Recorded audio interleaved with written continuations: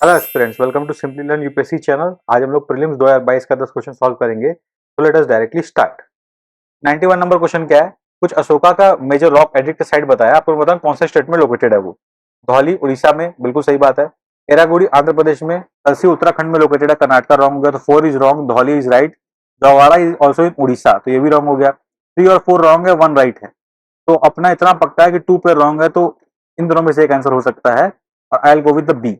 एक गेस लेना बनता है, तो आंध्र प्रदेश सही लग रहा है, नाम से एड़ा गुड़ी और सही बैठ रहा है। 92 नंबर क्वेश्चन क्या है? किंग का नाम दिया, किस डायनेस्टी से संबंधित है वो अपने को बताना है। बोझा जो है वो प्रतिहारा से लोकेटेड है, तो राष्ट्रकूट से तो नहीं है, 4 इज रॉन्ग डेफिनेटली। नागावट्टा सही है, प्रतिहारा से लोकेटेड है।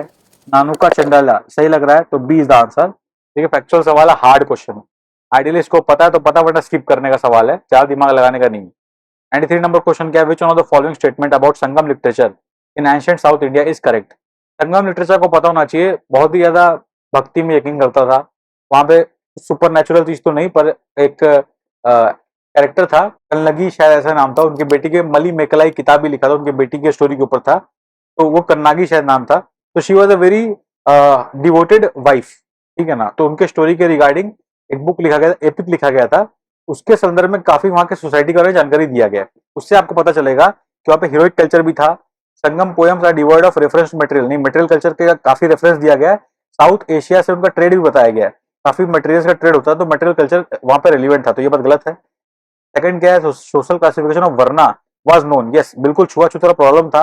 वहां पे जो मली मेकलाई है, उनके फादर को एक डांसर से प्यार हो जाता है, उससे उनकी बेटी रहती है मली मेकलाई। तो वो दिखाया कि उनमें सोसाइटल डिफरेंस रहता है, अपर कास्ट लोअर कास्ट कुछ तो कॉन्सेप्ट रहता है, सोशल क्लासिफिकेशन रहता है वर्ना का वहां पे। तो बी इज एग्जिस्टिंग देयर, तो ये आवाज सही है, सोशल क्लासिफिकेशन एग्जिस्ट करता है। Sangam poems are no reference to warrior ethic, बिल्कुल गलत बात है। वहां पे हीरोइज्म, हीरोइक कल्चर को दिखाया गया वहां पे। कन्नागी को एक तरह की एक तरह की नायिका ही दिखाया गया है कि how she is a great woman in the epic, तो हीरोइक कल्चर वहां पे एग्जिस्ट करता है। The Sangam literature refers to magical forces irrational, नहीं वहां पे उसको रैशनल बताया गया है। वहां पे देखा गया कि दुनिया में इंसाफ होता है जादुई ताकत से, कहीं ना कहीं उसका रेफरेंस है, तो डी इज डेफिनेटली गलत, तो B is the answer. Logically देखिए 3 एलिमिनेट हो गया अपना। 94 नंबर क्वेश्चन क्या है? Yoga Vasistha was translated in Persian by Nizamuddin Panipat during the reign of, देखिए इतना ध्यान रखिए, अकबर और औरंगजेब, ये दोनों के टाइम पे मैक्सिमम ट्रांसलेशन हुआ था। अब निजामुद्दीन पानीपति का आपको अगर रिस्क लेना है तो अकबर से जाइएगा, और वही आंसर सही है। वरना 50 आप कोई भी इन दोनों में से गेस करोगे तो आपका आंसर राइट होने का चांस 50% है, तो ये गेस लेना बनता है। 95 नंबर क्वेश्चन क्या बोलता है? The world second tallest statue in sitting pose of Ramanuja was inaugurated by prime minister eight Hyderabad recently. Which one of the following is the statement correctly represent the teaching of Ramanuja? Ramanuja का teaching में क्या representative है given statement में से? The best means of salvation is the devotion, देखिए यही तो पहला बात हो गया, devotion is the main thing that propagated by Ramanuja, is right answer. 96 number question क्या है? The prime minister recently inaugurated circuit house near the Somnath temple, ठीक है, तो वेरावल में लोकेटेड है। Following temple regarding Somnath temple के संबंध में क्या जानकारी आपको पता है वो बताइए, क्या सही है? Somnath temple is one of the jyotirlinga, बिल्कुल सही बात है। Description of Somnath temple was given by Alberuni, ये भी सही बात है, अल्बिरूनी दिए थे अपने डॉक्यूमेंट में। प्राण प्रतिष्ठा of Somnath temple was done by president S Radhakrishnan, नहीं राजेंद्र प्रसाद द्वारा किया गया था, 3 इज रॉन्ग, 3 इज रॉन्ग, तो अपना आ गया A is the answer. 97 number question क्या है? Which one of the following statement best describes the role of B cell and T cell? भाई अपने को बचाता है बॉडी को, इम्यूनिटी देता है। They protect the body from environmental allergens, नहीं। They elevate the body pain from inflammation, तो जरूरत ही नहीं है, तो गलत है। They act as immunosuppressant, भाई इम्यून को बढ़ाता है, ये सप्रेसेंट का काम नहीं करता है, C is wrong। They protect the body from diseases caused by pathogens, most accurate answer D is the right answer। 100 number question क्या है? Other than those made by humans, nanoparticle do not exist, भाई exist करता है, carbon nanotube plus उसके अलावा और 75 चीजें जो ह्यूमन नहीं बनाए, ऑटोमेटिक नेचर में एग्जिस्ट करता था, ठीक है, तो 1 is wrong. Nano particles of some metallic oxides are used in the manufacture of some cosmetic, बिल्कुल सही बात है, कॉस्मेटिक कुछ नैनो पार्टिकल यूज होता है। Nano particle of some commercial products which enter the environment are unsafe for human, definitely कुछ तो unsafe भी है भाई, तभी तो मेकअप प्रोडक्ट एक्सटर्नल यूज के लिए, इंटरनल यूज के लिए कहीं यूज नहीं किया जाता, आप लोग खा भी नहीं सकते उसको, कई मटेरियल को, तो 2 3 राइट है, D is the answer. 99 number question क्या बोला? DNA barcoding can be a tool of, DNA barcoding माने कि आप जेनेटिक मटेरियल पे कुछ टैग लगा दीजिए उसके रेफरेंस को आइडेंटिफाई करने के लिए लेटर स्टेज में, किस तरह यूज हो सकता है? Assess the age of plant animal, doubtful है पर लग रहा हो सकता है।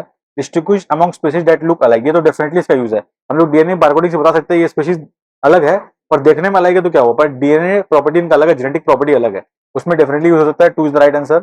ठीक है, आइडेंटिफाई अनडिजायरेबल एनिमल और plant material in processed food, ये तो और अच्छा यूज है, अगर कोई प्रोसेस्ड फूड में हमारा अनडिजायरेबल प्लांट एनिमल निकल रहा है उसको आइडेंटिफाई करके डीएनए बारकोडिंग कर सकते हैं ना, उसको सेपरेट करने के लिए। 2 और 3 right, D is the answer, बाकी चेक करने की जरूरत ही नहीं, मैंने 1 रॉन्ग है। 100 नंबर क्वेश्चन क्या बोल रहा है, carbon monoxide, nitrogen oxide, ozone, sulphur dioxide, excess of which of the above can cause acid rain. Acid rain मैंने अपने को बनाना है H2SO4 बनाना है, या अपने को HNO3 बनाना है, ये दोनों बन गया तो एसिड है दोनों। तो एसिड ये किससे बन सकता है, सल्फर डाइऑक्साइड से बन सकता है, ये किससे बन सकता है, नाइट्रोजन ऑक्साइड से बन सकता है। 2 और 4 इज द आंसर बी। बाकी स्ट्रेस नहीं लेने का, खत्म। तो दिस वाज इट। ये यूपीएससी कुछ ऑफिशियल आंसर की आपके क्वेश्चन बुकलेट में लास्ट में दिया रहेगा, जिसमें जो 10 क्वेश्चन हम सॉल्व करेंगे उसका आंसर गिवन रहेगा, उसको आप रेफर कर सकते हो। अपने अगर आपने क्वेश्चन बुक देख के पहले क्वेश्चन सॉल्व किया, फिर आपका आंसर चेक करना, तो इसे चेक कर सकते हो। और वीडियो सॉल्यूशन जिस वीडियो में आप देख रहे हो, ये यूपीएससी जनरल स्टडीज चैनल पे अवेलेबल है।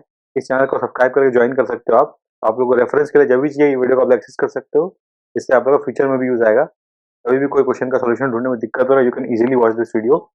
और टाइम स्टैम्प का यूज करके आप पर्टिकुलर क्वेश्चन पे भी जा सकते हो, ऐसा टाइम स्टैम्प डिस्क्रिप्शन बॉक्स में गिवन रहेगा।